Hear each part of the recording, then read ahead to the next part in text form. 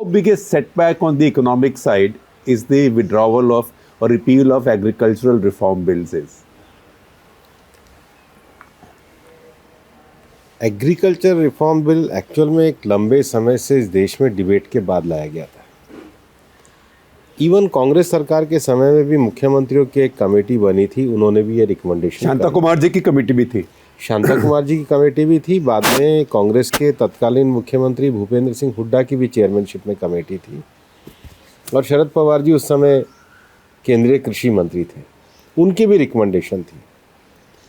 लेकिन कभी कभी विषय ऐसा होता है जो पर्सपेक्टिव में अलग चला जाता है और इसलिए इसको जो उस पर्सपेक्टिव के आधार पे जो निर्णय लिया गया है, मेरे को लगता है ये निर्णय ठीक लिया गया है।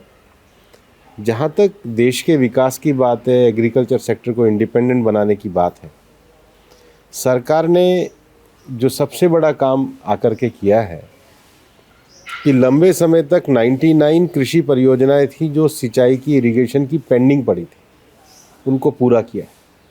अभी भी पिछले ही 2 महीने पहले प्रधानमंत्री जी के द्वारा केन बेतवा जो एक लंबी परियोजना थी, उसका इनॉग्रेशन किया गया।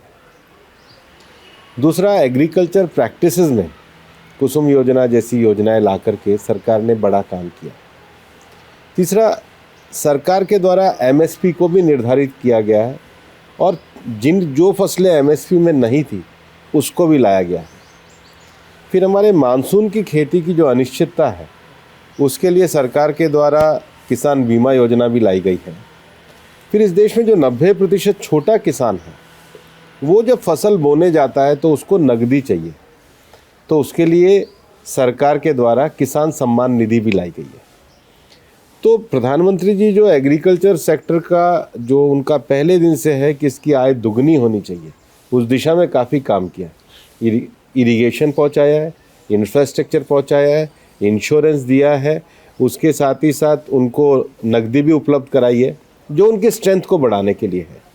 अब ये जो रिफॉर्म्स को एक व्यापक तरीके से करना था, उसको जो विड्रॉ किया प्रधानमंत्री जी ने खुद ने अपने सामने किया, मेरे को लगता है उनके कहने के बाद ये विषय यहीं समाप्त हो जाना ठीक है। लेकिन सरकार के जो किसानों की आय दुगना करने के विषय हैं, ये लगातार जारी रहेंगे। लेकिन आप ये मुझे बताएं, आप राजनेता भी हैं और आप आइडियोलॉजी से भी जुड़े हुए हैं, फिलोसॉफिकल बिलीफ भी हैं। अब ये सरकार ये रिफॉर्म कैसे लाएगी खेती में, क्योंकि अब ये लॉज तो पास जल्दी नहीं होने वाली। कैपेसिटी बिल्डिंग, इंफ्रास्ट्रक्चर को सुधारना, उनको सिक्योरिटी प्रदान करना और उनके लिए ज़्यादा अच्छा बेहतर वैल्यू एडिशन करके उनके प्रोडक्ट को आगे बढ़ाना, जिन दिशाओं पे सरकार काम कर रही है। पंजाब हरियाणा है, पंजाब हरियाणा पश्चिम उत्तर प्रदेश, यहीं पे प्रोटेस्ट हुआ था और यहीं पे सबसे बड़ी समस्या है। और समस्या वही है कि जो वाटर गजलर क्रॉप्स हैं, पैडी और गन्ना, जिसकी इतनी ज़रूरत भी नहीं है, अब एक्सेस भी है मार्केट में, तो उससे आप कैसे वीन अवे करेंगे इन्हें? अब एग्रीकल्चर पैटर्न को बदलना, उसके लिए जो छोटी फसलें हैं उस पर एमएसपी करना, वैल्यू एडेड प्रोडक्ट को बढ़ाना, वैल्यू एडेड प्रोडक्ट के लिए प्रोत्साहन देना, देश में कृषि में नए रिसर्च को बढ़ावा देना, ये ऐसे फंडामेंटल चीज़ें हैं जिसको सरकार बहुत अच्छी तरीके से कर रही है।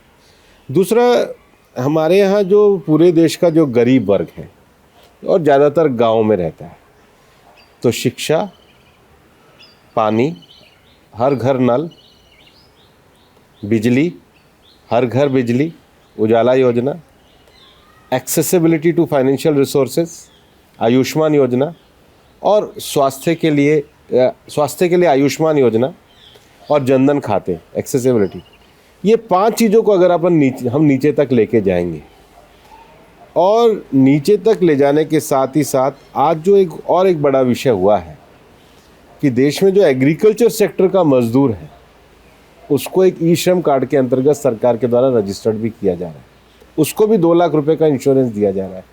जब ये बहुत सारी चीज़ें निचले स्तर पर पहुंचेंगी तो उससे जो अगली पायदान चढ़ेंगे तो और रिफॉर्म्स के मेजर्स आगे आएंगे।